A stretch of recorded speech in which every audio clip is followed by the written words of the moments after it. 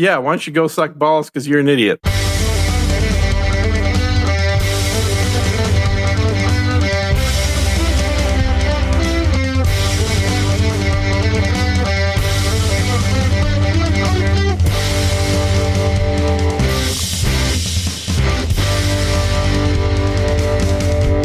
Hello and welcome to episode number 62 of Unrelenting for Friday, March 10th, 2023, where we're all using different mics today. Are we now? Yeah, well, I went to the Shure SM7B, which maybe I used on the last show. I'm Darren O'Neill. He is Sir Gene. And today I tried, because the one thing I don't like about the Shure SM7B is that with the normal small windscreen, I get plosives. Everybody fucking gets plosives. And it drives me nuts when I watch the professional shows or the professional podcasts that use this microphone and it's plosive. It's like, fuck you, fix it. The only reason people are using this microphone is because Joe Rogan Yeah. was using this microphone. And like people that literally know nothing about audio but have money Yes. are buying the SM7B. And it looks better than a lot of the microphones. It's a little less intrusive than the microphones. It is more compact. Yes. And it is interesting. But I will say you have less bass using this SM7B. We got a little less bass. Maybe I need to boost that bass up a little bit, which you never know. It's a different sounding microphone a little bit. And I believe that you're right that the RE20 has a little bit more to the bass. But because I hate the plosives, I put the big mofo on there, which is probably similar to... That is too funny, because... Did you go with the big mofo? I am running... Hold on. Yeah, I'm running the AKG Perception 200 microphone with the big mofo on there. See, it's the big mofo that makes the problem with the EQ, because now, I mean, I've done this before, but this is without the EQ on this microphone. My God. I know. That is horrible. That is god-awful. I know. This is no EQ to bring that high end back. So you need the EQ to bring the high end back. Yeah. This is why for people that don't know anything about audio, they buy one of these microphones, and it's either if it's the Shure, they put the little windscreen on, the little microphone cover, and they get plosives up the yin-yang, or they put this thing on and it sounds like they're underwater. Too funny. How is my sound coming across? It sounds a little bit... This is not a good way to explain it, I guess. It sounds a little cheaper than you're used to. It doesn't sound as high of a quality sound. Yeah, I can see that. I can totally see that. Although this mic weighs literally twice as much as the RE320. Now, is this just they're filling it with lead to make it seem like a more impressive microphone? Well, I bought this microphone in 1994. And why'd you dust this thing off today? Because it was the handiest one that I had there's a combination of things. So I reinstalled my Windows last Wednesday, I guess, 2 days ago, because, a few things happened. One of which was I was running out of space on my storage, so I needed to add another device. Another SSD, did that, and then the computer started sort of randomly crashing. So I'm like, something screwed up, and then I couldn't boot anymore. Well, that is a problem. So that kind of forces you to reinstall Windows. So did that, and the reason I was late today was because good old patch for the Motu that I forgot to install until this morning. And did you blue screen? Yeah, it blue screened for about 4 reboots until I had to turn off the Motu, run the computer, change the registry settings, then turn on the Motu. And hopefully now it'll be fine. But it seems to do that about every third reinstall, I've noticed. Interesting. So I can get away with twice just loading the patch as is. Everything works fine. And then do it again. Everything works fine. Do it again. Oh, blue screen. Well, it's like it changes something in Windows, and if Windows changes the bit rate and the bit rate doesn't match what Motu's expecting, then all things go bad. It's definitely doing something. But right now, we're talking on the Motu. Everything's fine on there. But when I was doing the whole Windows reinstall, I had accidentally cranked the input volume on the Motu to Mac, and all of a sudden, I heard what sounds like ground loop issues, like ground loop noise. You blew your Motu up? No, I didn't blow it up. I just cranked up the input on it to max. And then without talking, I'm just listening to basically the dead air. Oh, right? so, right. So you're room. basically getting as loud as you can on the signal chain. Yeah, exactly. And with no compression or anything else running. And I heard ground loop noise. And this is something Adam mentioned when I interviewed him. It's like, oh, yeah, you got a little bit of ground loop there. It's not too bad, but you got them. I'm like, you got to be shitting me. I can't hear it. Well, he's got super ears. Well, now especially because he had bad ears before. Now he's got super ears. Yeah, the dental procedure was like cotton was taken out of his ears, which is bizarre. Yeah. Well, it makes sense. I mean, your jaw's kind of hooked up to your ears. Well, and that is it. When you have dental infections, that does intertwine with your sinuses. What do you think all that crap drains? I mean, I can only imagine. Yeah. Because I said I had the one, and I have to go back next week on Tuesday for them to finish up the root canal redo, where there was one little bit of infection, and he was just like, "Oh yeah, there's a lot of that in there." So I can only imagine what kind of sludge came out. Oh yeah, it's got to be like ounces of sludge. Got to clean that thing up, which is why they injected. I don't know why they don't just put a little bit of mercury in there right inside the hole to kill off the bacteria, because that's. That would totally do it. And to kill off the host? But mostly the bacteria. Well, right. Well, but it might also kill off the host. Well, slowly. But the bacteria you wouldn't get infections at least. Like immediately, you'd be good. A little bit of mercury is okay. Look, it's not like I haven't drunk thermometers before, okay? Mercury does not insta-kill you, contrary to what modern kids think. You did this on purpose? Was this to prove a point? When you're a kid, of course you do shit like this because it's fun to play with. It's a liquid metal. So you break open the thermometers, you play with it in your hands, you wipe your face and your nose, and then you got to try and see what it tastes like. Okay, I want to see a show of hands in the troll room. Who else has ever done that? Everybody's drunk mercury. I mean, anybody that grew up in the woods running around trying to avoid getting exploded by mines. I don't think that's ever happened to anybody. I don't know, man. Happened to me. Well, I turned out just fine. Right. There's been no brain damage at all that anybody can prove. No, you're thinking of lead. This is mercury. Mercury's way different. So lead causes the thing brain you got to damage. avoid with mercury is the vapor, not the liquid. Interesting. That's when it's the most dangerous. Yeah, well, that's when it can poison you. Okay, NetNet says he's did that, so I guess you're not alone. I tell you, dude, this is like, if you're of a certain age, you probably played with mercury and you probably got some in your mouth. I never did. Yeah. That was one problem I don't have. Mm-hmm. Yeah, you probably grew up upper middle class or some shit like that. Oh, so sorry for that. I didn't have to eat mercury for dinner. Yeah, well, we did. Edna and I. You don't know? Anyway, so I've got, I think I got everything running. And after I heard the ground noise, I'm like, oh shit, something's fucked up here.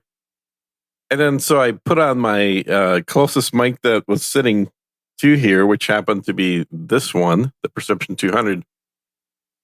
And it sounds fine. I mean, it doesn't sound, like you said, I do agree with you that it sounds cheaper. Right. Than the RE320. Yeah, it's not as full-bodied. It's not. And I've got nothing going on with, I'm running pretty much flat with no EQ on it right now, just because I haven't messed around with it enough. And I'm probably not going to keep it on here. But it doesn't have the ground loop problem because this thing runs on, what do you call it? USB? No, 48 volts of. But you need the phantom power. Phantom power. That's the word I was looking for. Yeah. So there's no ground loop when you have a condenser type microphone that uses phantom power. Yep. Mm-hmm. But if you don't, then you have the ground loop.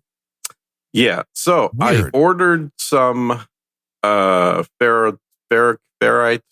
Yes, rings. the little blockers. I ordered like a 48 pack of these little fuckers, so I should have them for the rest of my life. In a variety of sizes. So I'm going to be putting these on, I think, every cable that comes in and out of the Motu. See if And that does hopefully- anything. Yeah, well, it should. I mean, that's what they're for. I think it's probably the power cable, but I've got enough of these to put it on all the cables. Well, because the microphone you normally use, the Electro Voice 320, is so hot you don't need a cloud lifter or something. Right. Nothing. But you throw that into, which I use for everything, and that does engage the 48 volts of magic. So maybe that's why keep everything clean. Well, I don't think I had that problem when I bought the mic originally, but there's a lot more shit running in the house now that's like on all the time, all the different spy devices. You have any dimmers? I have no dimmers. I purposefully, because I had that issue with dimmers back like in the 2000s, so I've purposely never added a dimmer to the house. But you know, there's like Cosori devices plugged in, and God only knows what kind of interference they're creating on the power lines. I know I should be getting my replacement air fryer tomorrow, I think. Did you get yours yet or not? I think tomorrow. So it's took a while. Well, that's good. But we do have a tracking number. So at least we, okay. So I believe they sent it, right? Yeah. Cool. Because I thought otherwise this is kind of a scam. And I know both my mother-in-law and my mother have one of these because we bought them after we had ours. And everybody's like, oh, that's great. So we bought them. And both of them, like, oh, no, you can't see the serial number in the picture. Please send there for every one of them, including mine. There was allegedly a problem. So I think this is also another way for them to try to keep the amount of people that are getting these replacements as low as they can. Well, if they had to cut the cord and then they can't see the serial number, you're kind of screwed. Yeah. Well, and also, as I pointed out, if you know how to use Photoshop, you don't really have to cut the cord. Right. Which was the best thing. It's like, I'm still using it. It's like, wait, are you afraid? No, I've been using it for like 4 years. If it hasn't blown up yet, what's the idea? Yeah. What are the odds? I think I'm going to cancel my Adobe subscription. Well, you don't use it much. I really use it like once a month. And I use it for everything. Yeah, use it for everything. You get your money's worth. But I was on the discounted plan, and then now they jacked the price up to $60 a month. Wow. Wait, $60 now? I'm like, screw this. I don't really need it. So $720 a year just to have the Adobe suite. Yeah. Which is crazy because once a month usage is all I'm doing. And I know, I think they still allow you to buy like one program for maybe 30. Yeah, but it's still, that's like $350 a year. Yeah, for one program. So I just downloaded DaVinci Resolve for my video editing. Well, there are a lot of choices for video editing. Yeah, which I'm heard a lot of good stuff about, and it's got the right price point, free for non-commercial usage. And for what I do with audio, which is not a whole lot, I'm mostly using Descript for doing all that stuff. So I really don't use. Right, because Descript gets you your transcripts. It does, but it also has a sweetener in it, so it'll do the leveling. Like if you have two different people on, it'll auto level. It has that kind of stuff built in, and the transcripts, obviously. And then, the only big question there is Photoshop, which just all that really means is I need to get my Mac Mini set up finally that I got like a year ago. Yeah, they're so much better now. The new Mac Minis are better. Yeah, and I've got one. I just haven't. No, you don't even have. They have the M2 ones now. You have an M1. I have an M1. Yeah, the M2s are out. Gene, get rid of the M1. Well, I haven't plugged in the M1 yet, so that's why you want to go right to the M2. Well, I've got an M2 laptop. You are the ultimate Apple customer when you're like, I haven't even plugged in the old one, and the new one's already out. I know. No, but I do have an M2 laptop, so a MacBook. So that's not plugged in either. Well, see, there you go. That may be a problem. It's crazy. Lots of power in those little things.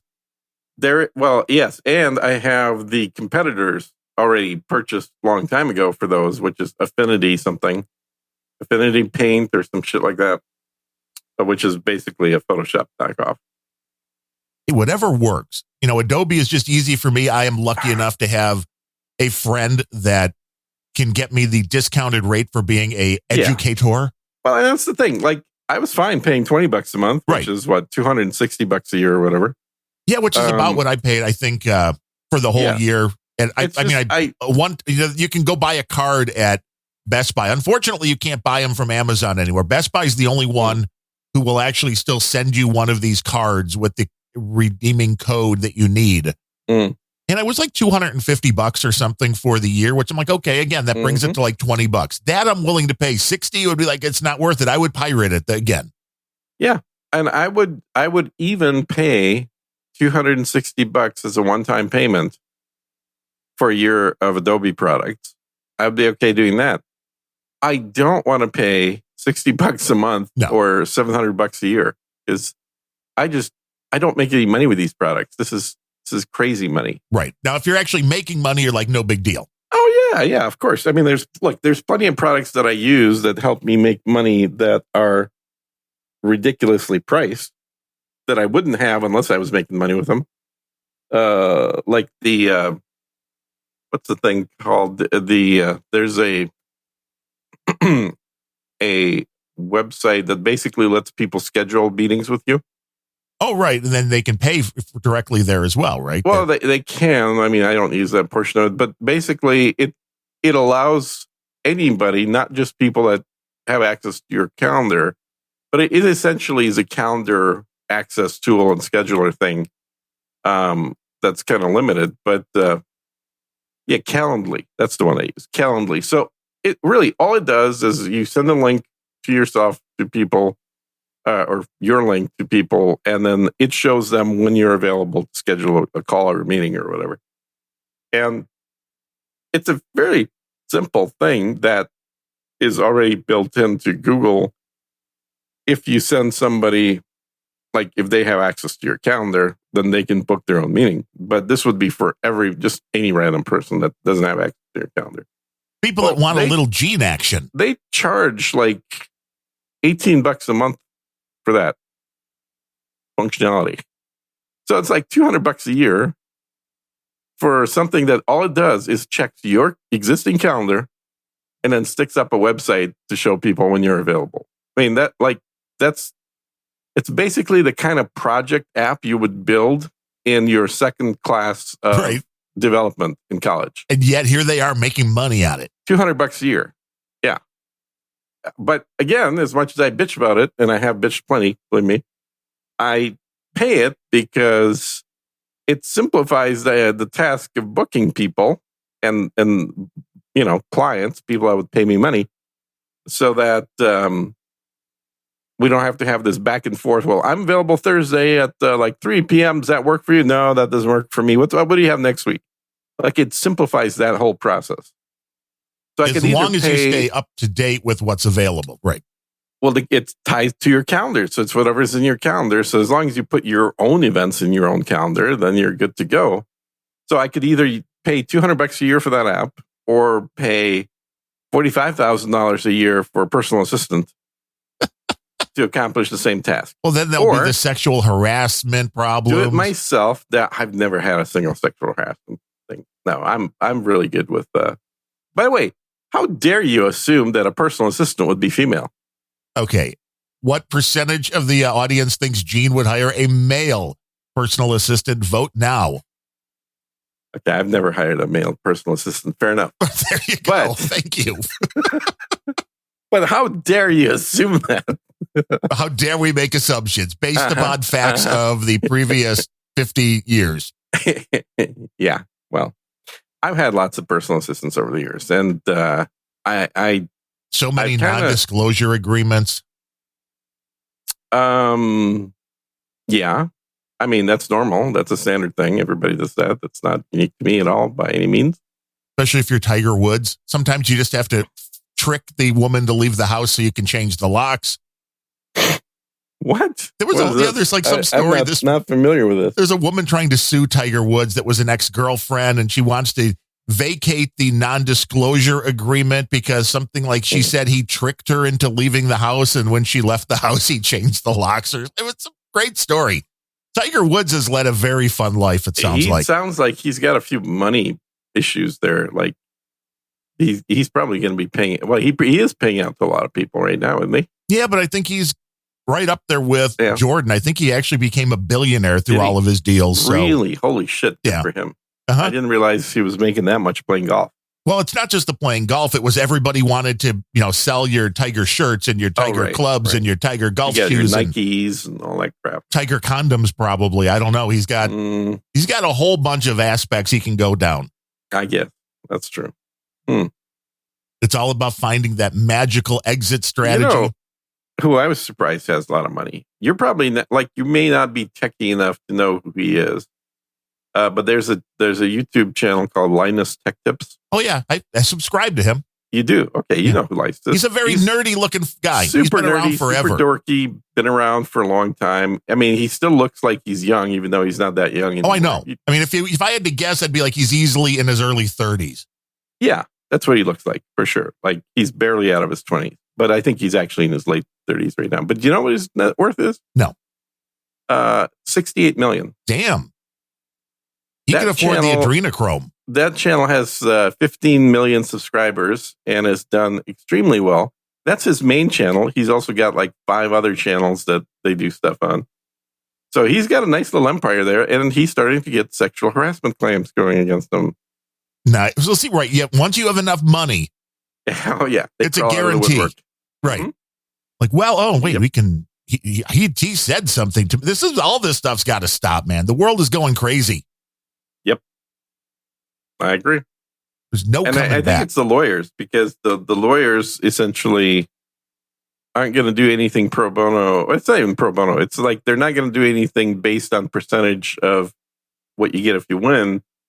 If that number is too low, if the potential number is too low for a either settlement amount or if they win in court amount, no one's going to take the case. But if they're suing somebody really rich, well, hell now, they just crawl out of the woodwork, and there's plenty of them ready to get going and take the case.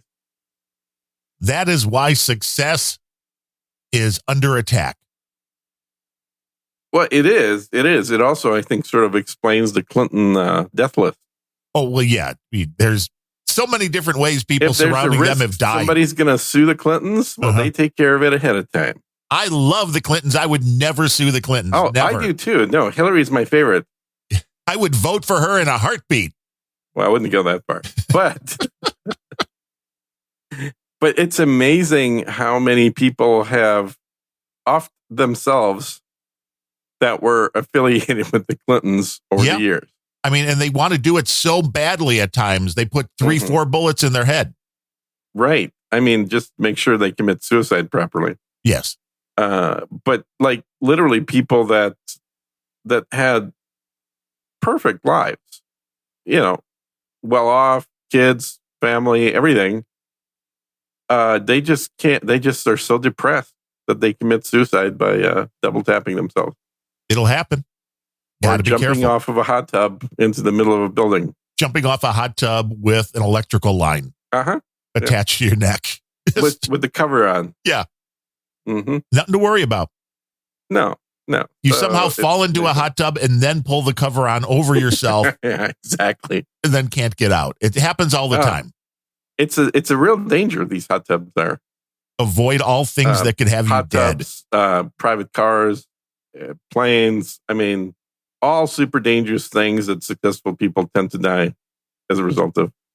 You got to be careful. This world is seriously out to get you. Yeah. Especially if you are friends with Clintons. Well, yeah. But I know somebody that knows Hillary. So, I mean, and he's still alive. Yeah. Oh. Well, I would treat him as though he wasn't. Right. It could happen at any time. Yeah. You never know. You might just disappear in a strange Tesla accident. No, the car went right into Lake Michigan. It was weird. Yeah. It just kind of drove itself right in there. That is one of the things that is a little dystopian-y about Teslas.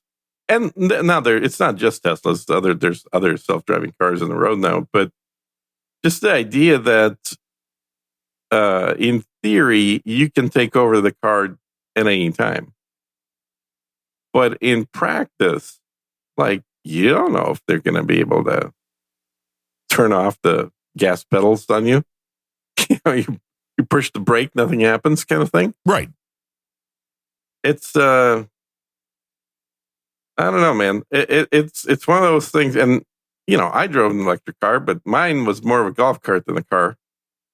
I had the Fiat 500e. Those were kind of fun, weren't they?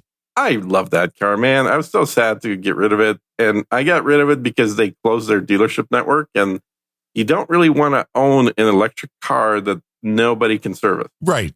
Because when it breaks, then it breaks. Turns into a disposable item. Right. Yeah. It was like my Drobo when the power supply went bad. Until you get... was just like your Drobo, yes. Until you can get that part replaced, it's like, it's a brick. It is a brick, yeah. And so, unfortunately, when they said shut things down, now they do have a new version of it in Europe, which actually is really nice. So they've more than doubled the range on it and increased the horsepower by putting some bigger motors and a bigger battery in that thing, but it's still the same size. And that's what I loved about it, is it's for living right next to downtown the way I do. It means that I could have parked in any parking space and not worried about not being able to open the doors or somebody dinging me, because the car was 2/3 the size of a parking space.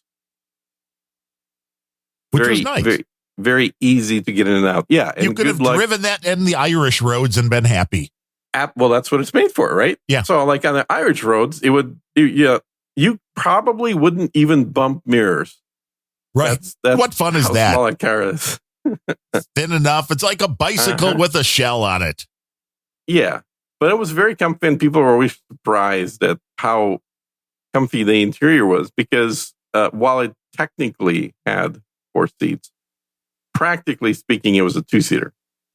And so if you treat it as a 2-seater, the 2 front seats had plenty of room and plenty of leg room, because you could slide them all the way back to where they touch the back seats. Yes. Oh, yeah. So I had a 96 Camaro for years, and people are like, how can you fit in that? It's like, do you ever see how far back the seats go? Yeah.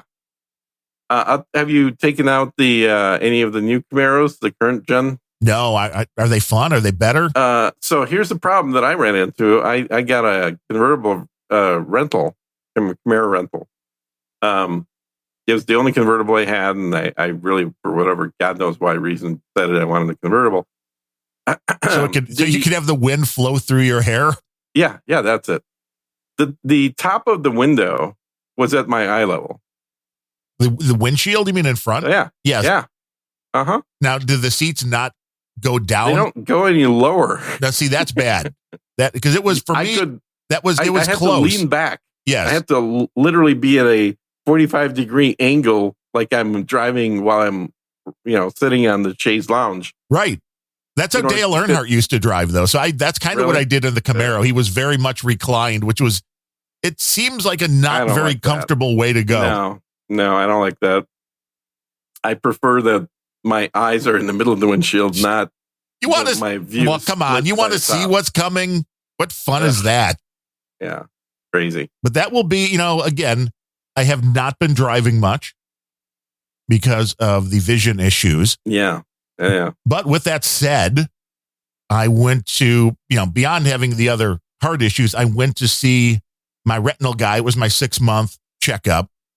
Your rectal guy? Retinal. Oh, right. Yes. Right. I don't need a rectal guy yet. Thank goodness. Everybody, can anybody recommend a good ass doctor? I don't have. Well, didn't they schedule you for that? Because they always start scheduling you at 50 for that. I did have the colonoscopy. Yes. There you go. Yeah. So I did. I was all clean and green with that one. They're starting them earlier now because Not sure it's supposed to be green. Just a figure of speech. Mm-hmm. But I went to see the retinal guy, and where he's normally just, they always check out both eyes, which the left eye is the one that still has enough vision for me to, read the troll room. Mm-hmm. Although there's lots of floaters and that kind of stuff. And the right eye is the one that pretty much got screwed up after 5 different retinal detachment surgeries, where the first 4, they couldn't get it to stick. And now that's the problem. Yeah. What we have had in that eye, I can see a little bit of light. So, I mean, if you take your hand and wave it furiously in front of me, I'll see the movement, but I probably couldn't tell you much else. It turns out go ahead. That I believe starting next year, the doctor, he's looking at that eye and he's like, well, because it still has the oil that they put a silicone oil in the eye to preserve the retina. Normally that would come out, except it doesn't hurt anything. So the fact that there was no vision there, it was like, we really don't need to do it. It's not going to really do much, except for all of this time now. I guess it is starting to scar the cornea a little bit, right. Which, I mean, you can get a corneal transplant if you have to do that. That's at least a possibility. Probably not fun. But he's like, there's some gene therapy studies. I'm like, I get enough gene therapy every week on Friday. That was Bemrose's joke. I didn't even think of it. He's like, did you tell me you've had enough gene therapy? Like, yes, I'm paying for gene therapy trials starting, I think he said next year, although you know how these things are. Yeah. That they're filing the paperwork now. Well, that shit works great. I've got a friend that does all that gene stuff in Mexico, and they're like way ahead of the curve on that. They do all the illegal stuff. Yes. And it's amazing how well that stuff works. And they've figured out how to not use like aborted fetuses now. Which is good. Yeah, I think so. They're figured out how to use cells out of your own body. So your body has apparently a whole shit ton of stem cells in it that are dormant. And they find those, whatever they're doing. And they just, I guess they never turn on or something, but they're still in there. But they figured out a way to suck that stuff out, grow them externally, and then, inject them back into various parts of your body. A lot of people have had them in shoulders, like getting their shoulders that have had 20, 30 years worth of not back to normal. We've all had shoulder issues at one point in our lives, usually. And people are just saying this is miraculous how, like, they all of a sudden remember what their shoulder used to feel like, meaning full motion and no pain. Right. For the first time in 20, 30, 40 years. Which is great. Yeah. Now, it does require that you have injections of 20-year-old blood every week. But other than that part of it, it seems to be miraculous. Yeah. And that's the point here, which is our issue is that the retina was so scarred that that's why no light is coming through. And for everybody that's ever had their eyes dilated and the doctor puts that light in your eye and it's like, you can barely stand it. Yeah. When they do it to that eye, it's like, I can barely see the light. Ugh. So, I mean, that's how badly the retina is scarred. He's like, but this new treatment, they're having really good success with jacking whatever into the retina and regrowing the retina or whatever. I don't know if it's regrowing or, what it's revitalizing, what it's doing. I don't know what the problem is with the retina. So I was going to interrupt you and say, that sounds like almost exactly the issues my dad's had, which is with each surgery to fix the thing that actually makes it worse. And I don't know if he's had 5, but he's had at least 3. And it's just gotten progressively worse with each time. But it seems to me like the hard to replicate part, the part that's probably not fixable, is the actual light sensitive cells on the back of the eyeball. Right. Where the everything in the front of the eyeball ought to be, I would think, manufacturable. Oh yeah, they jack new lenses in. I mean, when you get the cataract out, you put, the lens, all that stuff is fairly easy. It is that little bit of your human flesh that converts the light rays and turns them into what your brain puts, what you see, literally. That is, I guess, the tough part because it has to be done right. And it's an interesting thing because it's like you've never heard of any like retinal replacements. Most things in your body, I mean, including hearts, as people know, you can get a heart transplant, you can get lung transplants. Yeah. I've never heard of that with retinas. And it may just be because the eyeballs are so, they're just so intricate. Yeah. Well, they are, first of all, the optic nerve is a very short nerve that goes directly into your brain. So you're really what you're seeing with the actual cells are just extensions of your brain. And I need more brain. Debatable. But you've had all the brain you need for a while. You're right. Otherwise, everybody else would just look really dumb next to me. Yeah, that's right. Exactly. I mean, look at the size of that noggin. I know. Christ. The last thing you need is more brain. But what I need is to regenerate or get rid of the scarring to where that can be rejuvenated. Yeah. So what causes the scarring? I mean, I don't want to turn this whole damn episode into a medical show like it usually is. Well, sometimes it's a cooking show. True. And well, it's the same kind of thing because it's a music show. With the retinal detachments, what they normally do is laser the retina back, which basically spot welds, for lack of a better term, the retina back to the back of the eye. And because I went through so many surgeries and so many lasers, that what was left by the time the guy that but how did you just? I mean, isn't it usually like people that have concussion sports, like football, that have detached retinas?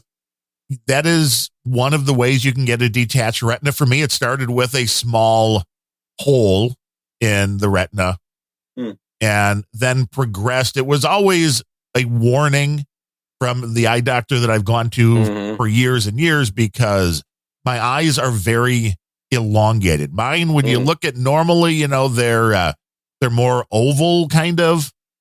Mine's more like a football. It's more stretched out. So I guess like Family Guy eyes. Right. And I guess it's harder to, also harder to do this because by the time I found the right surgeon, the right, guy to do it, it was maybe a little too late that, he was even ordering different tools. He's like, 'cause your eye's so big, I need something that's a little longer than normal to do what he needed to do. No, that's not a good wording sign. No. And what he finally did, tools. Yes, I need bigger tools to poke around in your eye. And what he finally put in was a scleral buckle, I believe they call it, which is basically taking an O-ring and and sewing that to so the retina stays up. Well, and to force the eye shape a little more round, yeah. Now, by the time that was all done, there was not a lot of vision there, but now, if it's possible to bring that retina back to life, I don't know what kind of vision to expect, but it'd be nice to have a little vision out of that eye. Everything will be purple. That would be awesome. Yeah. Live in the purple haze. But that would be okay, because if you had some vision out of it, then it would be maybe purple haze. More fun. Well, there was a purple haze it was probably well over a year. That was what that eye was producing. It was a purple, static, kind of, if you remember the static from the old TVs, a purple version of that, which, I never could understand. And there were, all sorts of different great light shows and stuff going on where it would get like a circle and then it would expand. And I guess this is all, again, your brain going, I used to be getting a signal on this channel. Exactly. It's your brain slapping the eyeball on the side of the head. Yes, which is work. Yes, yes, which is one of the beautiful things, because it's like, well, this also gives me hope that with this kind of therapy, the brain's like, hey, just give me something, I'll figure it out. They do have artificial retinas. They're not very good, and they're basically for blind people, like actual blind people, not you. Right, you're getting there. Yes, but it's super low res. I mean, we're talking like 128 by 128 pixels. Right. That you just get something. You get, it's more than just, is it on or off? You get a rough general shape of things that have very high contrast. That's about it. Which is still life-changing for... It is, because it basically allows people to know, like, did they turn the lights on or off? Or is there a... are they sitting in front of the computer monitor, or is their chair turned around and facing something else? Right. So I don't know why you'd be sitting in front of a computer monitor. But I guess you could have a Braille monitor thing or something. I don't know. Well, I remember a story not long ago, and it was like some chick went nuts and took out her own eyes. Yeah, that's pretty bad. I don't know if I don't remember if it was drug-induced, whatever it was. It would make sense if it were. But one of the things that, she talked about was it was really hard even trying to learn how to cook eggs again. And I'm like, how would you do that without seeing them? Oh, I could totally do that. You can, okay, so we're going to have a challenge. Gene in a blindfold, eggs 5 different ways. One of the things that I used to do when I was doing more training is I used to go for walks blindfolded. Whoa. Yeah. Like where? Walk around the lake. Okay, how many times did you fall in? Never fell. You have to learn to use the Force. Did you hear Obi-Wan? Yeah, I heard a variant of Obi-Wan, not the actual Obi-Wan. Oh, well, that would, because that would be but weird. You can stimulate your other senses to do a certain amount of compensation, like get, echolocation working for you. So you can see when other people are walking towards you without actually having your eyes open. Interesting. You have to be more careful. I will say that. But you're not going to drive. I've done that a number of times. Like I've walked around the 2.5 mile loop without having my eyes open at all. That is kind of impressive. Mm-hmm. I mean, does the beard help with direction? And often I don't turn the lights on in the kitchen at all at night. I just cook blind. Okay, why? Why would anybody do this? There's a certain amount of laziness involved, but also I've always been a big fan of maximizing the use of all your sensory organs. I guess that would do it. Yeah. It's I don't know. It's just a fun little exercise that you never know when you become blind. It's a possibility. Yeah, I've had that thought a few times, especially after all of this. It's like, okay, what would happen if you go the next? Or the same thing with, put like shooting earplugs in that have 32 decibel reduction, and then just wear them the entire day. And, while you go grocery shopping, do everything else. And you basically, you would miss all the 80s music playing over the PA. Well, you would hear that's about all you'd hear. And if you can name the tune, just getting that information, you listen to way too much. Let's see. Well, that's 146 beats per minute. I got that out of it. Let's see. What could that be? I'm sure there's a C chord, a G chord, and an A chord in there somewhere. Probably a D, and it'll resolve. Don't worry. Yeah, D minor. Okay, let's see. What do we got? Now it's about 1 million different tunes. Welcome to music. I don't know. Maybe other people haven't done these exercises. I kind of assumed everybody knows how to do that. So it was at least a good bit of news. Like, wait, there's hope on the horizon. There is. Yeah, I think stem cell / DNA related treatments, DNA therapies they're definitely available south of the border, and they're slowly becoming available here. Yeah. I don't know about Europe. I don't want to make that assumption because I think Europe's kind of falling to the dark ages at this point. They're going back in time because they used to be the ones that may no longer be available in Europe. Yeah, they've been at the forefront of a lot of this stuff, but I guess I can see they're also falling into their own political quagmire. Boy, are they. They have one of the things that amazes me is how lockstep Europe is with American policy. It's a little weird. It is amazing. Like, I never thought you could get this many countries that have their own elected governments to be in complete agreement about cutting themselves off at the knees. Well, yeah, because it's for climate change. It's for a good cause. It's because Russia's evil.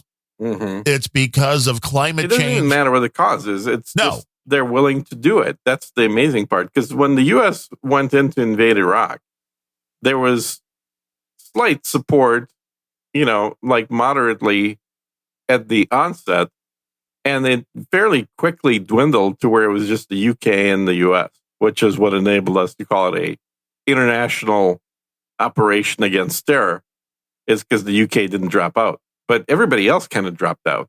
And now, they've had sanctions imposed against themselves. I mean, well, they think it's against Russia, but it's really against Europe. They've had their pipelines blown up by the U.S., and yet they're still sticking with this whole, we'll do anything it takes. We'll keep sending a tank a month to Ukraine for as long as they want them. It's amazing.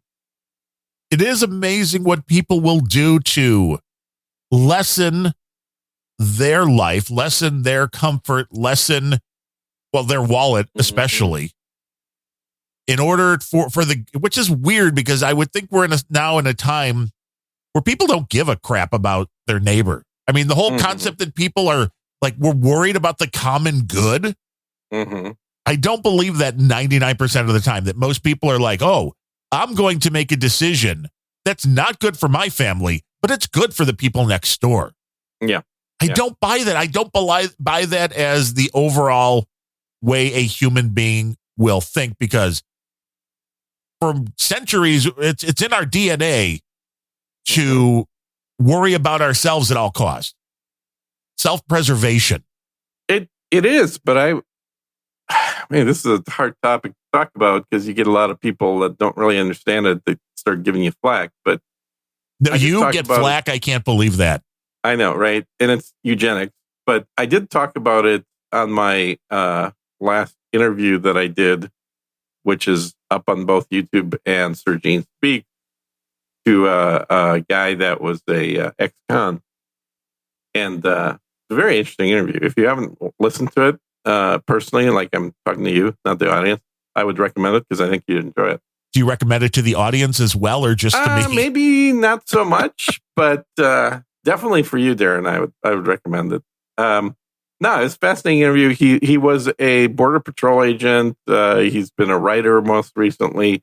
Done a lot of interesting jobs. But then in the middle of all that, he became a felon and served 4-year prison term.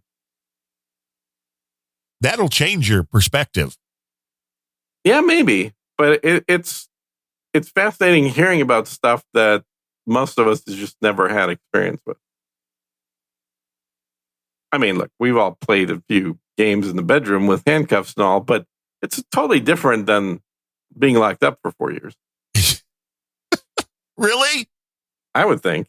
Your sexcapades are a little different than doing hard time in a federal prison. I mean, if those two things aren't different, I'm wondering what you're doing in the bedroom. One, I mean, there are probably then things not to ask. They would probably be things that would actually get you put into the prison. Well, so maybe good preparation. So he did what? Oh, yeah, 4 years, man. This is where the sexual harassment comes in. It's but it's interesting to see. Oh, he's also like a massive action figure collector, which of course you would do while in prison. Well, he'd been doing it way before prison, and he's doing it after prison. But he has, in the video, if you watch the YouTube video version, that's where you can really see it. Behind him, he's collected all of the real dolls. It is, yeah, no, these are these are the little figurines. Yes, so it's the like G.I. Joes or Star Wars. Yeah, all that kind of crap. I don't understand that. I mean, I guess I played with the Star Wars ones when I was a kid or whatever, but it's not. Yeah, some are worth a ton of money. I mean, there's no doubt. They're all sitting in original packaging. That's what makes him a collector, and not a crazy man. Once he takes them out of the package and plays with them, then he's a crazy man. He's just crazy man, exactly. But he's got like 4 rooms of his house full of these things. So maybe he is a crazy man, even if he doesn't play with them. It all depends. They're all going up in value. Yes. Well, that's it. Yep. So you can say he's crazy, but he's saving in something other than US dollars, I guess. Yeah. I mean, my dad collects all sorts of baseball stuff. He also did really good with Dogecoin. Well, yeah, if you get in early on this stuff, bam. So apparently he got in early and then he sold it when it was actually worth something, and then he just paid off his house. That's a pretty good deal. So no house payment. Yeah, exactly. That is a pretty good deal. I mean, people collect all sorts of, I've got the vinyl. I like to collect vinyl. Yeah. It's, you're just one step less crazy right there as far as I'm concerned, but yeah. Because I can just throw it on and enjoy the music, and you're like, but you could just do that by clicking on this thing on your computer. Why would I want to listen to something that literally damages the source every time you play it? Because that way you could buy more. And if you have, I mean, I will agree with you. Like Laserdisc made way more sense to me. Oh, I agree.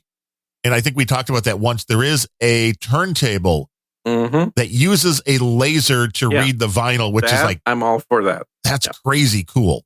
Well, and if you remember, Laserdiscs had analog audio.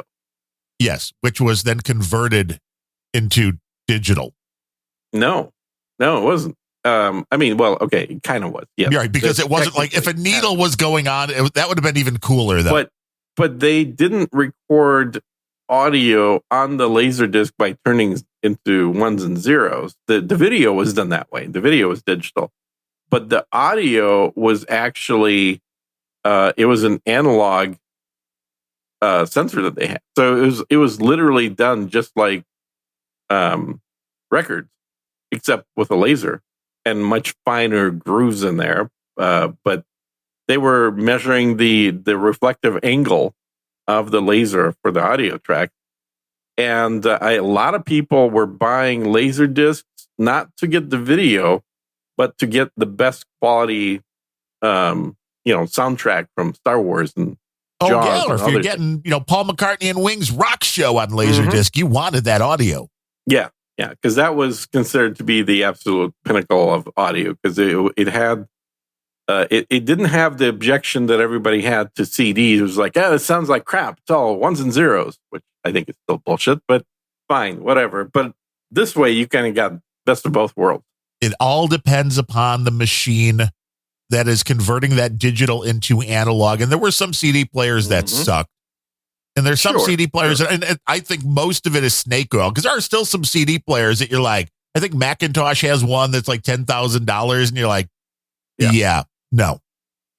Because I can put it into a $30 drive in my computer and have it read it 14 different times to make sure there no error, and and then save it as an MP3 file the way it should be. Yes, well, save it as FLAC. I don't like to go into the MP3. I like the full. I know, I'm just giving you shit. No, I like the full. You can have the FLAC in there. That's fine. With a proper turntable that's set up well, you should be able to get 1,000 plays out of a record. Now, if you're using a Crosley suitcase thing you bought for $59, you're like 2 or 3 plays, forget it. Your record's dead. Yeah, well, my problem with the record players is always that you first have to pour concrete that you're going to put this thing on, and the fact that your table sitting in that concrete for the player weighs about 800 pounds didn't help matters either. Well, you're absolutely right, because when I had a turntable before I got married in my bedroom in the upper level, walking across the floor, you could hear it. Luckily, where my turntable is now, it is on the lower level, which is a concrete slab, so I don't have that problem. Yeah, but that is kind of what you need. That's why you don't have a problem. Yes, or you buy for like $500 these things they sell to isolate the turntable. You set your turntable on top of this, and it magically absorbs all of that. Right, and that shit does work. I've seen that in action. Now, the other problem with turntables is you can't play them without gravity. How often are you without gravity? You can totally do that with CDs. True. Which is why I like to practice non-gravity behaviors on my time off. There was recently it's important people learn how to move around because you're going to be shot into space. Are you going to the Russian space station? Is that what's going on here? There's no official Russian space station. I don't know what you're talking about. Sorry, I did that. We'll edit that part out. But there was, I think it was a Kickstarter for a new turntable that was trying to be fancy and hold the record horizontally, like up. You know what I'm saying? Yep. And it's like a record cleaner like that. Well, with the cleaner, maybe, but with the player, it's like, again, you're relying upon, on a normal turntable, the right amount of weight to give the stylus needle what it needs going around the record. When you're doing that in that position, you don't have gravity. No, you got to use a spring. So, and that you're going to end up screwing something up. I just don't see that as being the best way to do it. Yeah. But it looks cool, man. I think there were some expensive brands that had record players that were sideways, if I remember correctly.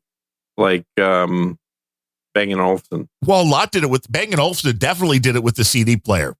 They had the triple disc player back in the 80s. I remember that. Yeah. Oh, I had an Onkyo 6-disc player, and my dad's still pissed off that his Sony, it was like a 200 or 300 big carousel thing. Yes. Finally gave up. I had a Pioneer that had a whole like 200 CD storage. I had the Onkyo 5-disc rotary, which let you change 4 of the discs while I played one. Oh, yeah. You had that? Yeah. They were up to 6 by then, I believe. Were so they? It was 5 okay, yeah, one. mine had 5. And then, let's see. I did have one other one other than the Sony. I can't remember if Sony was 100 or 200, but it basically just kept them in a square block, and it just sucked out a CD to play it. Right. It was like a big jukebox. Yeah, it was kind of a juke. I think I did get a 200 something. It wasn't a Sony, though. It might have been... I can't remember what it was. No, I think... Okay, I had a Pioneer one that had 100, and then I eventually got a Sony that did 200. That's what it was. And I think maybe it's the Sony that he has, and I think it's just the belts in this thing, but I'm like, Broken. nobody... And he's like, well, can't you buy these anymore? I'm like, no. No. They're would old. you want to? Just convert the damn discs to MP3s and be done with it. Because they don't know how to do that. That's the problem when you're old. You don't know. There's probably a service for that. You can look it up on Google. Like, how do I convert CDs? Oh, I could do it for him, but then it's like, well, how do I get it? How do I do this? I don't know. Mm-hmm. I've tried that in the past, hooking up something to their TV where it's like, I gave you like 8,000 movies. Mm-hmm. You can watch whatever you want, and that's fine. But then adding more to it's a pain in the ass. And although now it's easier with high speed internet because you could just make sure it's outside accessible, and then just transfer whatever I want over to it. I think I told you back when I lost my NAS when I had 2 drives die in that thing, and I didn't notice. I lost my entire movie collection, which I had kind of built up over a decade or so. And while it sucks to lose that, I have to admit that I've watched maybe 2 movies in a decade. Right. I never fucking watched this because there's always new stuff around. There's always something. And I went through that with my CD collection, and I went through the process, which is why it's way more backed up than anything that I've downloaded. Because like every CD that I rip personally, it's like that was a time suck. Mm-hmm. So it felt like that was work. Yeah. So I don't want to lose that stuff. No, I did that back in the early 2000s. I kind of saw the writing on the wall, so I just ripped all my CDs at 320 because I still wanted to be able to play them in the car. Then the car wouldn't play, FLAC or some other format. Bastard. But 320 is good enough for most stuff. And so I ripped everything, got rid of the CDs, and then I've got at least 3 different places where all of that's backed up, including one of them being at my buddy's house. So that way, hopefully that shit never gets lost. But that entire collection of, I want to say around 2,500 CDs or so that I had, it all fits on a single SD card. That's crazy. Which is stuck in my car. So my car literally has every CD I've ever bought over my lifetime. What are the SD cards up to now? Are they up to like a terabyte? Well, this is just a 256. That entire collection of 2,500 CDs fits on one single 256. Well, that's true because it's an MP3. FLAC makes them a lot larger. Yeah, FLAC would be probably quite a bit bigger, but I think they're over a gig now, I believe. But that is pretty impressive when you think about how much you can put on there. Because this was the conversation I had with the wife every time a new phone. We have the Samsung as our main drivers, and it lets you put in an extra SD card if you need one. Well, I want an SD card. Why? Well, I want the space. I'm like, you're never going to fill it up. You might. I mean, you could if you never deleted anything and put a lot of video on there. Like I have no audio on my phone. It's purely, I guess, photos. I have 175 gigs worth of stuff on my phone. 175 gig worth of photos? What are you taking pictures of? I don't know. I mean, it's all the photos the phone's ever taken. which is also the problem. That's maybe something we don't need. Well, I have out of that 33 gigs are apps. So I have 33 gigs worth of apps. This is why I can never switch to Android, even though I have an Android phone, is because I think I've purchased over 10 grand worth of apps for the iPhone. Wow. And so I ain't walking away from that shit, if you know what I mean. I think grand total, and I owned an Apple. Well, I still have one, but that was my first phone, was one of the first iPhones. Mm-hmm. Now I've got Android and Apple, and I think grand total, my whole life spent on apps, and I will even include hey, you take the survey for Google and they'll give you money. I'll even include that as the real money I had to pay, probably $20 to $30 in my life on apps. Mm-hmm. The only thing I really remember buying is Aquamail, one of these apps on Aquamail, which is great. On don't know what that is. On the Android, it's a great mail app. Okay. To get all of your IMAP accounts that you may have going on. It'll combine them all. Well worth paying for the upgrade. We have that built in on the iPhone. I know, which the Android doesn't. And there was one of these changers, so you can change what's on the main way your Android phone works. Why can't I see? I'm getting old because I'm not remembering what this stuff is called. Although it's just because I rarely use the phone. Oh, that was weird. I just lost the connection to my to the Troll Room computer. Did I lose this? Are we still going? Did everything crash and burn? That is weird. I think we crashed and burned. I still see Gene. Mm-hmm. Okay, that was weird. You disconnected, my friend. Yeah, not only did I disconnect, but I think it was like my router that reset or something, because I lost the connection to my remote desktop where I have the Troll Room running. Yeah. And that's in the basement. I don't think Xfinity ever crashed out, but it was like everything else on my network from this computer crashed out. It is very weird. And of course, I dropped the stream. Let me see. Are we back on to stream? It says it's playing gay music, so probably not. Gay music? What? Hey, I don't know what Bemro's got going on that machine. Gay Who knows? Music. Uh-huh. Who knows? But should be reconnecting. Then I'll have to look at exactly what. We're back on the stream, I think. Yeah. Now, tell people that wasn't my fault. That was all on you. Yeah, this is one of the few times it was not Gene's fault.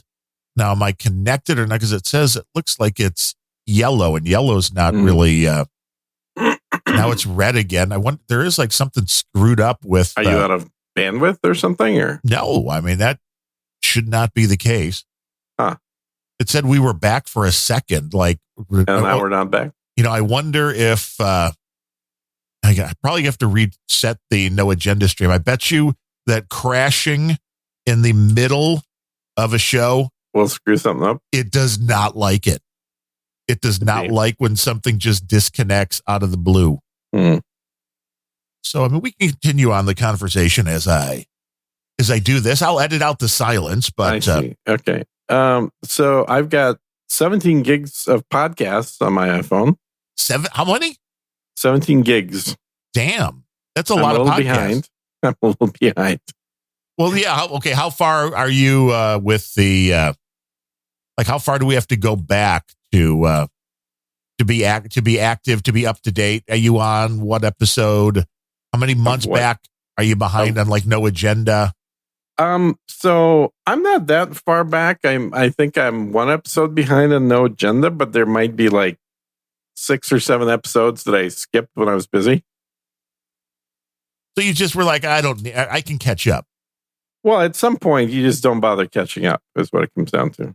Or you can listen at 18 times speed, but that is not recommended. Listen at 18 times speed, yeah. Yeah, it's I mean, I might even be behind on our show for that matter. No, that can't be. How would that happen? Right? I know I've got 3 episodes I'm behind on Tina and Curry and the Keeper. No, there's a handful of shows that might be a little behind. Like looks like I'm about 15 episodes behind on Tulsi Gabbard's podcast. How is her show? It's not any different than her videos, which is why I'm behind, because you get the same stuff watching YouTube. Well, see, that's the difference. Some people think those are podcasts and some don't. Well, they're not really, to me, and I know Adam actually has a different opinion on this, but whatever. To me, what makes a podcast is the fact that you can download it locally. And so by definition... Right, the RSS feed.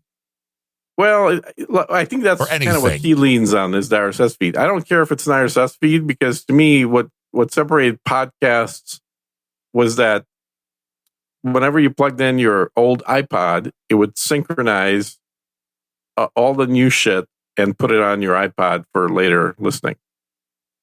So if you, up until about a year ago, you couldn't really do that on YouTube. You couldn't synchronize.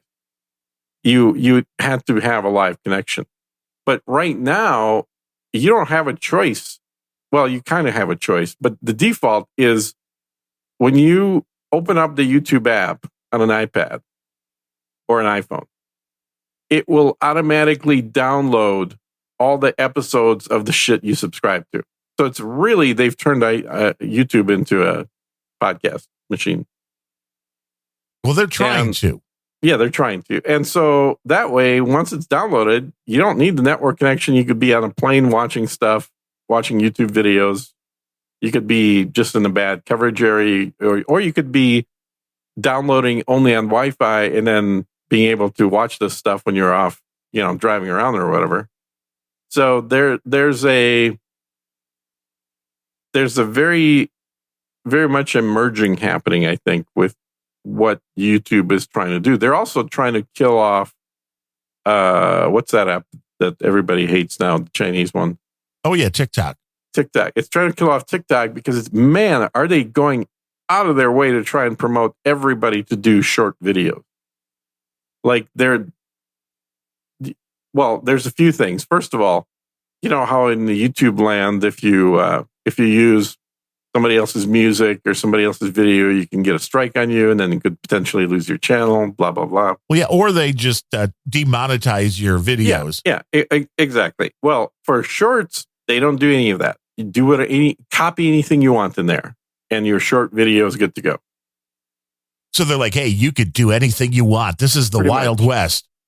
Yeah. And I think their take is that it's limited to 1 minute, and therefore it's always fair use. How much copyright infringement can you do in 60 seconds? Well, technically a lot if you ask people that hold the copyrights. But if you ask YouTube, none.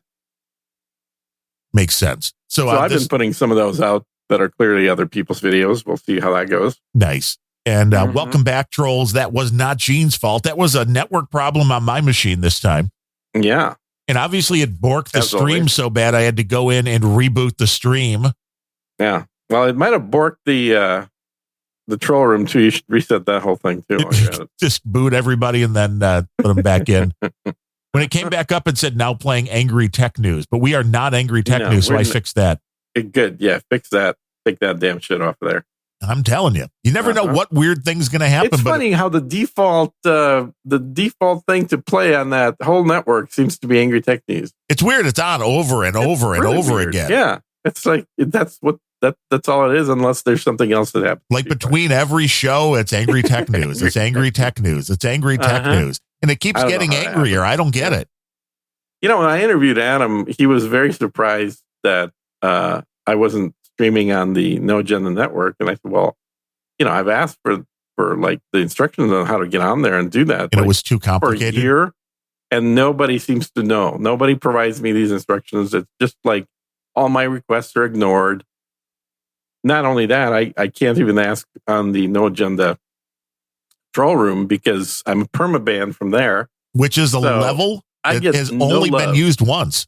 No, yeah. And I said, look, I think I might. And of course, he thought he'd be funny and then replied back with like, "Oh, so you better watch it then. I might perma-ban you from the No Agenda social as well." Okay, now I'm like, "Oh, thanks." Is there a donation amount for Adam? Hey. If you would like Sir Gene permabanned Mm-hmm. from No Agenda Social, just send. Speaking of permabans, I lifted my bans on a whole bunch of people, including your favorite Polish brother. Oh, what? Gene, now we can talk, Gene. We can be friends. That yes, Elmo. No, Elmo's Grouch. much higher. That was our Oscar the Grouch. That wasn't Elmo. Good call. Elmo says, "Hi, Gene." Yeah, that's such a not a voice that should be coming out of your mouth, dude. Elmo says, "I like listening to Third Gene Speaks." Uh-huh. Mm-hmm. Definitely not a voice that should be saying any of that stuff. So anyway, so yeah, we're back to communicating. But then some of the people that I am on band as part of this whole band, it's funny because they all seem to be Polish, but I don't know how that happened. But a couple of them instantly started throwing insults up there. Oh, because you unblock. So now they're like, I got time. You open the window and they're throwing eggs in. I did. And one of the guys had to even get a new account just to be able to go and start to circumvent the blocking. Yeah. But I think I'm okay with that guy. I kind of talked to him and he seemed to have calmed down a little bit. But did you send him a free poncho? No, I'm definitely not doing that. Free nothing, man. But then one of the guys, who I actually had on my podcast, and like he was super fan, number one in Poland of my show. And then when the whole Ukraine situation happened, like he just went insane. Oh, he turned. Oh no, he just went literal insane, and like medically diagnosably insane. Oh. That's my diagnosis anyway. So, are you a medical doctor? I play one on the podcast, so I think that qualifies me sufficiently for remote diagnostics. Then it was literally like just nonstop insults being thrown, and I'm like, okay, well, you go back to being rebanned again, I guess. Ooh, rebanned. That's why I banned people initially, including CSB, was that they went from just having different opinions about topics, which plenty of people do in No Agenda Social, to start throwing insults around and calling me names, doing this stuff. Like, dude, I'm not in fucking high school, okay? I don't need to listen to this crap. Well, that just becomes a waste of time. That's exactly it. Like, my time is much more valuable. You may not think it is, but it is actually much more valuable than that. I just don't need to deal with any of that crap. So disagreements that are interesting. I've had plenty of conversations with people that have other opinions that I disagree with. And they're not like, that's not a troll and that's not something that's bannable. That's just somebody who's wrong. But when they start telling me to go fuck myself and all this other stuff, I'm like, yeah, I don't need to waste my time on that shit. The time wasters, I have no problem banning them. When it's somebody that you give them 14 different reasons why what they just said was incorrect, and then they go, haha, you can't refute my point. I'm like, click. Well, that's not even that bad. It's not even refute your point. It's like, yeah, why don't you go suck balls because you're an idiot. Okay, that's one step further. All right. Yes, that's good. Yeah. And then I finally had to ban Post, the whole domain. I've been close plenty of times, but I've never actually pulled the trigger because I know that there are people that actually were subscribers or followers on that domain of my account that I don't understand why they're on that instance. The Post is a Mastodon instance that is basically full of Nazis and, well, they're not real Nazis, obviously. They just play one. Are they Illinois Nazis like in the Blues Nazis. Brothers? No, they're LARPing Nazis. They're basement dwellers who are incels. That means they don't have sex for anyone that doesn't know what an incel is. Involuntary celibate. So they're all married? For. Yeah, they might as well be. But it doesn't matter. They're literally basement dwellers whose only real pastime, and none of their pastime includes being out in sunlight. Their only pastime is to be a contrarian, which literally means going on and just saying whatever is the opposite with no consistency of what somebody else is saying. And they all have their little groups. And Post is an instance of Mastodon that seems to be a conflagration of these folks. And so they all hang out and then chuckle about wasting time on other people. And like I said, unfortunately, there's also a few people that I have no problem talking to that, for God only knows what reason, have their accounts on that instance. But I finally had to put a stop to it because generally the reply to anything is the Jews, it's the Jews. And if it's not the Jews, then it's the N-word. And if it's not the N-word, then it's like just non sequiturs about how stupid, people are. It is the kind of conversation that, if you can call it conversation at all, that you would expect not even in high school, but rather in junior high school, where back in my day, everybody would have said, that's gay for literally anything. Yes, or you're a fag. You're a fag. And neither of those meant anything sexually. No, had no idea. No, it was just what you said if you wanted to piss the other person off. Literally. That was the goal. The goal was to say something that makes the other person get mad. Well, right, which is exactly and that's what these guys do. Right. And that's exactly the point that I've made when a lot of people end up getting accused of being a racist. And maybe they are. But if you're having an argument with somebody that may be of a certain skin complexion, you pull that word out and it's going to piss them off more than anything else. And a lot of people will pull that out just because they want to piss the other person off. Mm-hmm. But it's like, now you have to be very careful about that kind of stuff. Right. You mean like Latino? Right.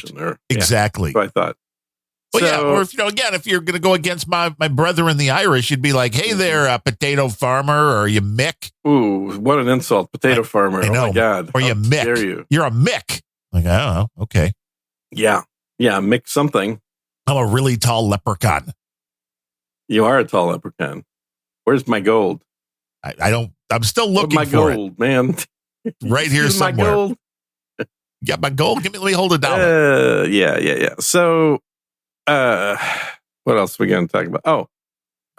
So I've now kind of mostly transitioned to doing interviews. Oh, you finally transitioned? Video. Well, that was good. I did. I fully transitioned to doing interviews with video. So now I'm starting to build up a library of not just audio, but video interviews, which is good. By the way, I don't know how we're only on episode 60 something, because Sir Gene Speaks is on 110. Well, you do those at 2.5 speed. I don't really. No, not those. No, those are actually good. So those are at 1.25.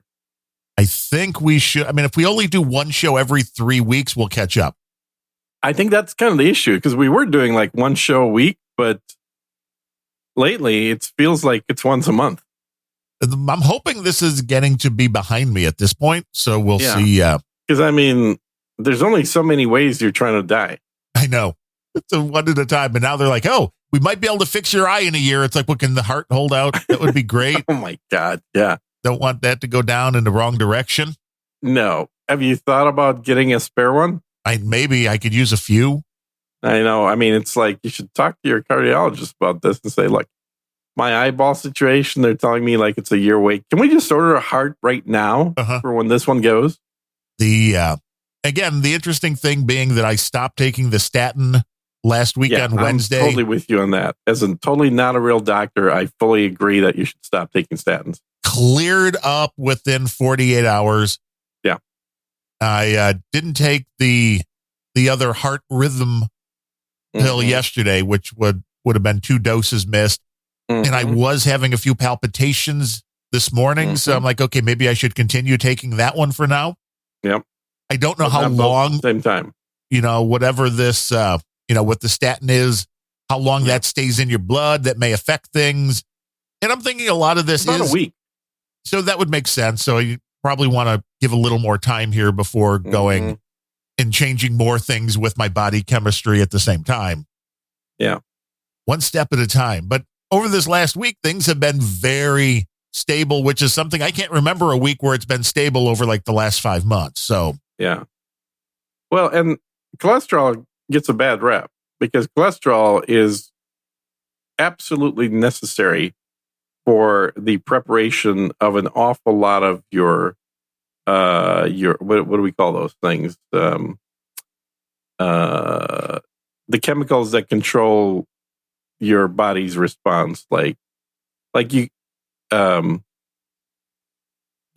the what's the term for them? Your body is a machine, and you're turning something off. Right, you're turning off the production of cholesterol is what you're turning off. And the cholesterol is a precursor. It is utilized in the production of things like adrenaline, cortisol. What are those called? I'm not finding the word. I don't know.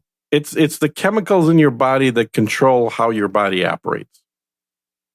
That's what is manufactured from cholesterol. And typically when they refer to cholesterol, it's cholesterol that's in your arteries that might be creating some clogs. Right. But it's really calcium, not the cholesterol, that is the problem. Cholesterol in and of itself is actually, it's like a gelatin. It's kind of gooey. The problem is that you have calcification of the cholesterol deposits. And when that happens, that turns into a more of a hard substance. Right. So the blood can't get through those veins.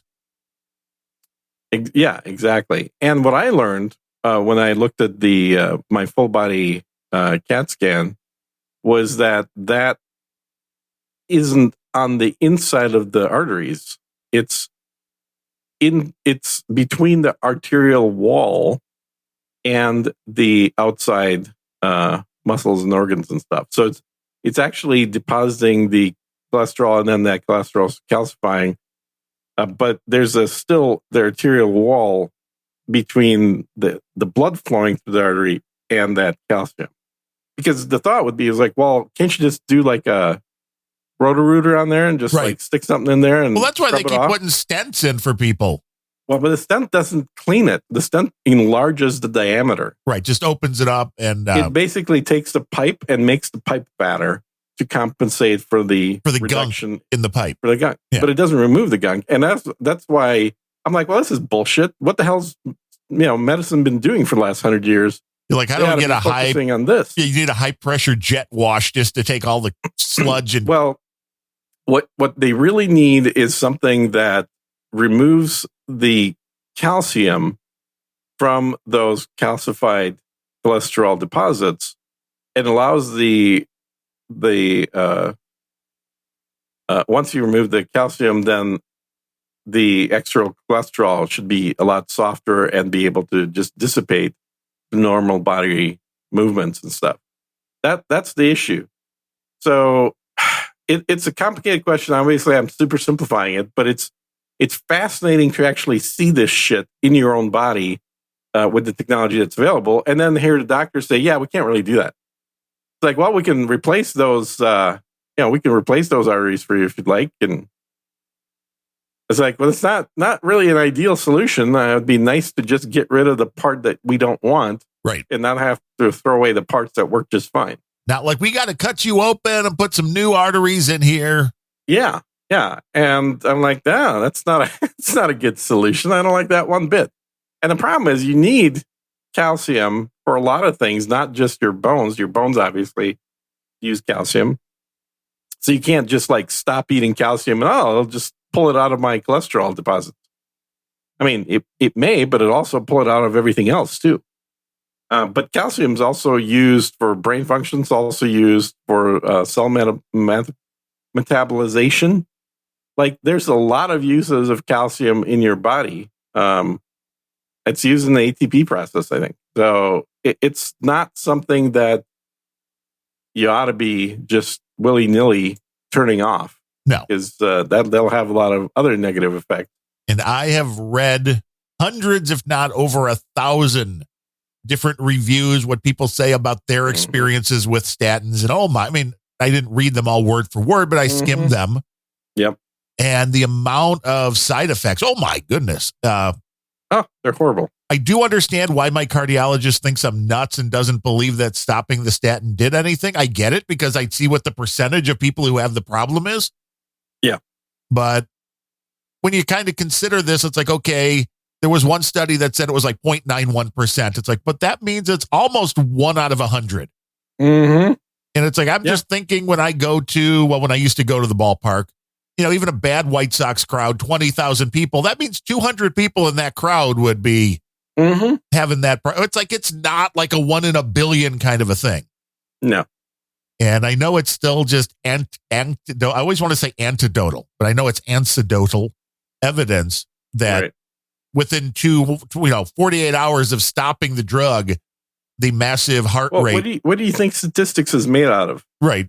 It's a lot of anecdotal evidence. That's what it is. It's just a bunch of collected anecdotes. And so again, we'll see how this all goes. I mean, the bottom line is I feel really good now, which is a plus. I don't like being on the flecainide because it seems like that's a bad drug to be on. It's a harsh one. But, one step at a time, I guess I do need to let this process work out a little bit. I figured, I was the guy that was like, no, I'm stopping the statin, even though he's like, no, don't do that. But now he's not going to believe it was stopping the statin that helped.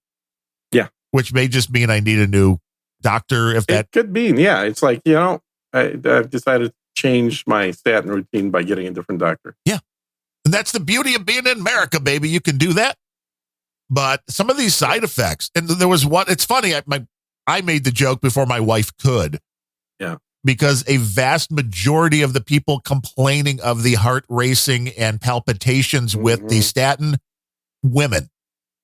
So I'm just like, I must just have a really big vagina, man, because I'm having this issue. But there was one woman that was like, I went into the ER, and just like with me, nobody in the ER was like, this could be your statin. They check what you're on and just like, one thing to give additional non-medical advice, because we aren't doctors. But one thing, let me connect you with a guy. You got a guy? I got a guy, and he is an expert in high-tech medicine. So he's not cheap. But you'll pay the cost just to keep me alive to keep doing shows. I kind of think it might be easier for me to do the show without you, but at least cheaper. Although I got to figure out how to get on the stream before. Right. You see, there we go. This is where the worth comes in. That's right. But there are a lot of what are they called? They're peptides. There are a lot of peptides out there that are not approved for human use. And a lot of these peptides, when injected into appropriate areas of the body, will fix a lot of issues that people are having when their body isn't producing a sufficient amount of these peptides. Makes sense. So they're closer to, like, for example, I've been a diabetic forever, so I do insulin injection. Well, insulin is a peptide. So it's a naturally produced substance in your body that is used to regulate some form of bodily function. In the case of insulin, it is the absorption of sugar molecules through cell wall. So that's why if you're a type 1 diabetic, which people that are born that don't produce insulin, they have to get injections just to live, because without insulin, you're literally, doesn't matter how much you eat, your cells in your body just can't absorb the sugar that's in your blood. With type 2, which is usually fat dude diabetic, or a fat woman, I guess. Yeah, don't be gender specific. I know. I shouldn't gender, but it's related, but it's slightly different. It's not that your body doesn't produce insulin. It's that your body produces the standard adult amount of insulin, but you have so many fat cells that you don't have sufficient amount of insulin in order for all the sugar to be absorbed by your non-fat cells. I'm super oversimplifying, guys. So I know I'm sure there's people trying to correct me right now. But there are also like 180 different peptides out there, which are these sort of, I don't know what to call them really. They're enzymes. They're things that are produced within the body. They're not drugs. That's the cool thing about peptide medicine is they're not drugs. It's just like externally increasing a chemical that your body naturally produces slightly. Well, a little difference can go a long way. It could, like, look at testosterone, right? Which is what they're using in trans patients right now. That flips you from being a male to a female, or the other way around. At least as far as men growing breasts, or women can't grow a penis. I'm sure they're trying to work on some that of them right would love now. to do that. Yeah, they're trying to fix that. But the point is that there are things. So the difference is a medicine that you take is introducing a substance that affects a particular chemical process from happening. So in this case, the statin prevents certain enzymes from being created or released out of the liver. And thereby, it's reducing the amount of available cholesterol to your body. That is a chemical function, right? What most medicines do is they figured out a way to change the chemistry of your body through some form of foreign agent, and not the Russian kind. Hey, Boris. Yeah, and whereas these peptides, which are most people have never heard of, or they haven't really, like, they don't realize that. Yeah, they are mostly available right now. So the way this works, and this is totally not an ad because we can't do medical ads; it's illegal. This is just me describing the process. So I want to be super clear on that, so there's no lawsuit. The way it works is a lot of these peptides, I think over 100 of them right now, are available for study.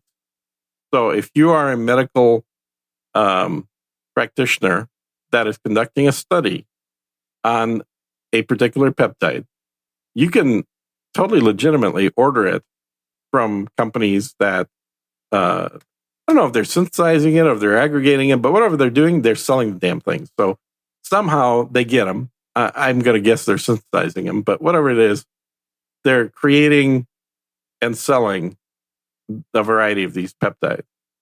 And so if you happen to be participating in a study for this particular type of peptides, and there's a lot of peptides that control various functions of the human body, including the absorption of sugars for energy, including the speed of your metabolism. Like, all these things are controlled by peptides within your body normally.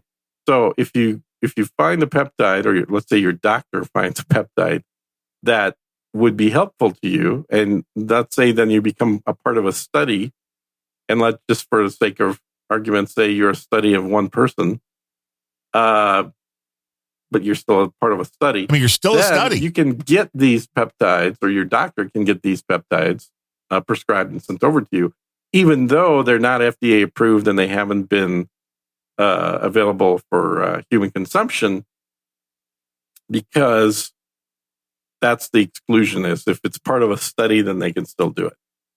And I personally know people that have had some very positive results from writing these things. They're not super cheap. They're not super expensive either, though. They're on par, I guess I would say, with what a a premium medicine cost, but they're not like crazy expensive. Makes sense. Medical science. But also insurance doesn't cover any of this stuff because it's all experimental. Right. It's like not real. Insurance will never pay for you to be part of a study. No. So, but, that's the flip side. Your mileage may vary, and there are doctors who just don't understand what. And probably 100 years from now, all of these peptides will be part of normal medicine and will be able to be prescribed by a doctor. But they're literally just getting into this part. And one, I'll tell you, the biggest reason for this is because all of these peptides being naturally produced in your body are exempt from patents.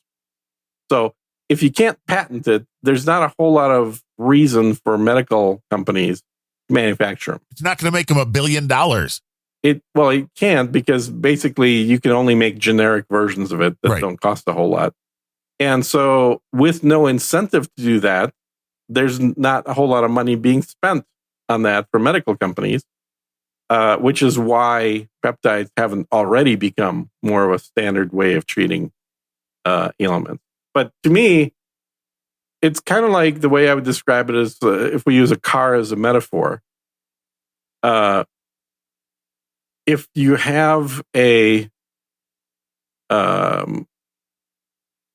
you've got different fluids in the car that do different things, like your windshield washer fluid, you don't want to get inside the engine because you need oil inside the engine for lubrication. Right. And the mercury you don't want in your mouth.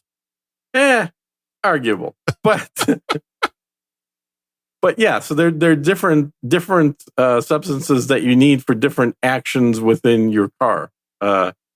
And a lot of times the solution with drugs is to basically say, okay, looks like your car is not putting out enough horsepower, and the real reason could be because the spark plugs are getting worn off. You don't get a good spark every time. It's doing some weird backfiring. So surgery would be like getting a timing belt replaced, but most drugs is like taking that and then putting nitrous oxide into the engine to fix the problem with bad timing and a engine that's not putting enough horsepower. Yeah, it'll get you back to where the horsepower rating was on the car when it was new, but it's also not really good for the engine. No, it's going to wear that sucker out. What'd be better is to do something that is conducive to the health of the engine, not just the immediate fix of it. And of course, this is why doctors do say the same thing to all of us, which is, you really ought to lose some weight. Right. Because that will fix most of the problem. Oh, and I understand. That's why, as much as Your I want to, eyeballs will regrow. I mean, all kinds of things will happen. That would be nice. As much as I want to be pissed off about this whole situation, it's like, I get it. When the side effects are maybe 0.5% or even 1%, the doctor's, his default is, no, that's not what's causing it. Mm-hmm. I get it. I love that. And I get it. As I've mentioned a lot before, I can have a nice big peanut butter sandwich and I'm okay. It's going to kill somebody else. So this is when people are like, true. I forgot about that. Some people can't eat peanut butter. Right.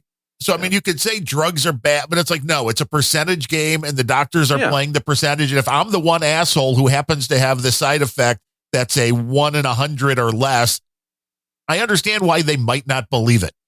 Mm-hmm. But it's like, then you still have to work with me and go one step at a time to figure this stuff out. Yeah. But that was the one woman I found who was like, she went into the ER and she described watching her heart rate on the monitor like watching something a 5-year-old would scribble. And I'm like, that's pretty much exactly what was happening to me. And nobody even said this could possibly be the statin. I guess she was lucky, because for people that have side effects, you are so fucking lucky. If it happens within a day, a week, or 2 weeks of starting a medication. Mm-hmm. For me, the stuff was so minor. It was really enough time. Although I realized what had changed, it wasn't like a light switch going on. Mm-hmm. And that makes it even worse for a lot of these folks who had the side effects. She was only on the statin for like a week or so. So immediately is like, well, I just started this. Mm-hmm. And then stopped taking it and it went away. Again, maybe totally unrelated, but most likely no. And there were enough people that complained about it. And my wife, this is the only reason I stopped taking the statin the day I did, which was last week on Thursday. That's when I started skipping the doses. Yep. The wife on Thursday was just having a conversation with a coworker who mentioned that she had been on a statin and like a day in, she was getting a racing heart and had to stop. And I'm like, well, there you go. Mm-hmm. There you go. You got to know. Yep. We do have a few people to thank for today's show, Oh, hey. even though we haven't been around for a while. Yeah. I think these are monthly. Our buddy Sir Truck Driver with $5.65, keeping the shiny side up. Kevin Seifert with $5. We appreciate that. And then we got a few boostergrams. Amducious was digging the shit-kicking Irish songs I was playing before the show. Oh, there you go. And then NetNed came in with a 3,000 Satoshi boost. Said, I don't have much in my wallet, but I figured I would donate to Sir Gene on his quest to be perma-banned from No Agenda Social. So, I mean, Thank you. it's they groundswell. I know. It seems like it. That's Look, amazing. We can get So Gene off. basically, you got a donation for stuff you did before I came on and another one to kick me off. Yeah. Okay. Well, although I don't know if he realized he should be donating to Adam to kick you off because he's That's the one. true. You don't have any power to do that. He might actually be going for the Sir Gene Defense Fund in case they try to kick you off No Agenda Social. Uh-huh. That would be big business. Yeah, that would be. If you want to. If I got kicked off No Agenda Social, the number of posts would be cut in half. You know how much money that would save them in server time? I know that's honestly, Adam kind of bitches about that as to how much people are uploading, and I'm clearly half of that. It is a serious thing when you realize how much it's one thing when it was just Twitter back in the old days where it was just the text part. That was nothing.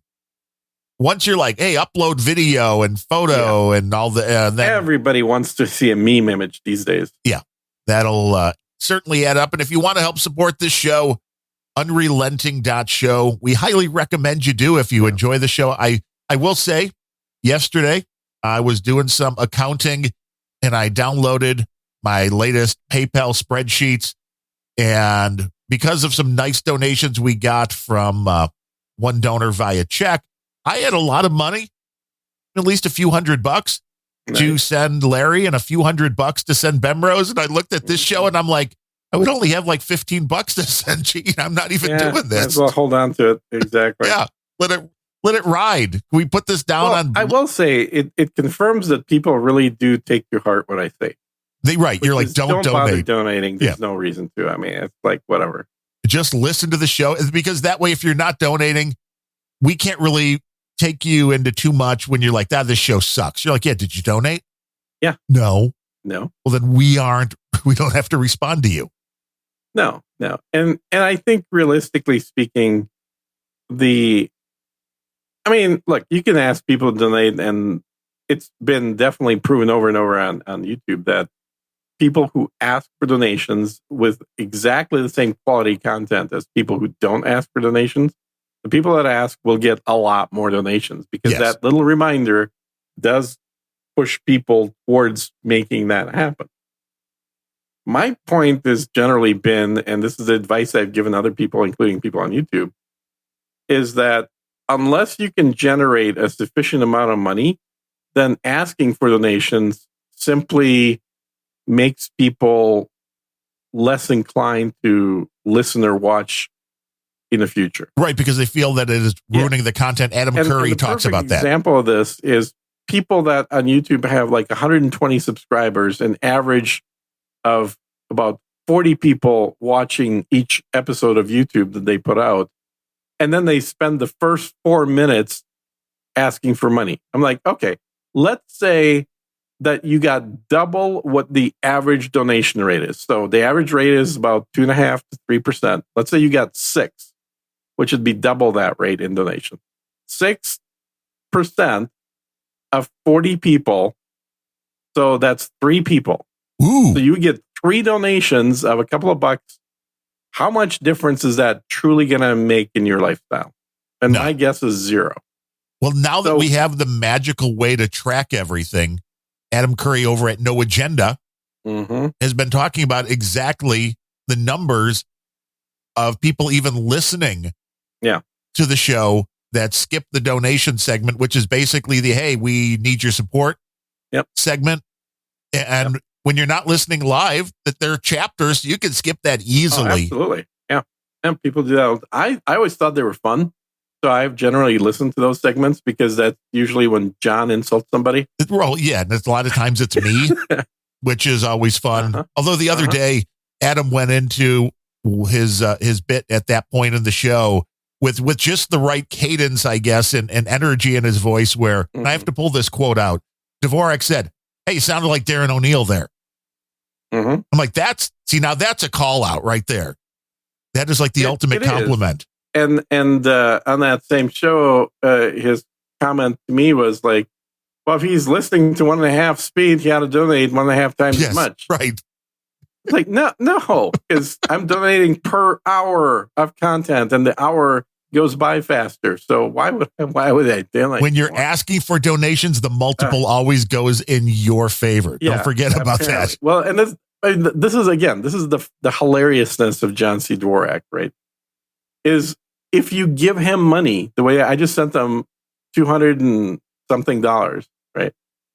That guarantees he's going to put you down. He's gonna tell you that you did something wrong. So this is the what you're truly buying with your donation. Yes, you're supporting the show, and it's great. They do a good job, but the little gift back that you get from the show is John somehow insulting you, which is great. Which is great content. Yeah. 'Cause Absolutely. who doesn't want to be insulted by John? I mean, this is, see, that should actually be a donation amount. Be insulted by John C. Dvorak, It is. It's anything over $200 gets you an insult from John. whether you ask for it or not. Oh, you're asking. I tell you, by donating, you are asking. And if you stay on the stream right now after our show, you will hear the Podfather with Dave Jones doing Podcasting 2.0. Yeah. A great show. Hey, before you drop off, I'm going to plug just two good old boys because Ben is coming back from Saudi Arabia. Oh, there should be some stories there. Lots of stories. And he's flying in fucking business class on Emirates. Wow. That's pretty From fancy. Direct flight. Well, he should have From- stories. It's just the Yeah. Good Old Boys podcast, available where all 'Cause that's finer how the good old podcasts. boys fly. That is how right.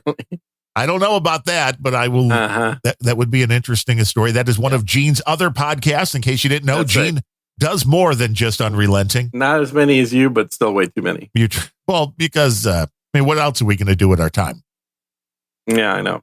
That's the sad part. I do Random Thoughts, Planet Rage, Grumpy Old Ben's, the Rock and Roll Pre-Show, and we're going to be back again next Friday, God willing, and if the creeks don't rise, for another Unrelenting. We're alive. Join us 10 a.m. Central. I'm not even. time already. I don't even know when we're doing this, Gene. Like, yeah, once a month, whatever.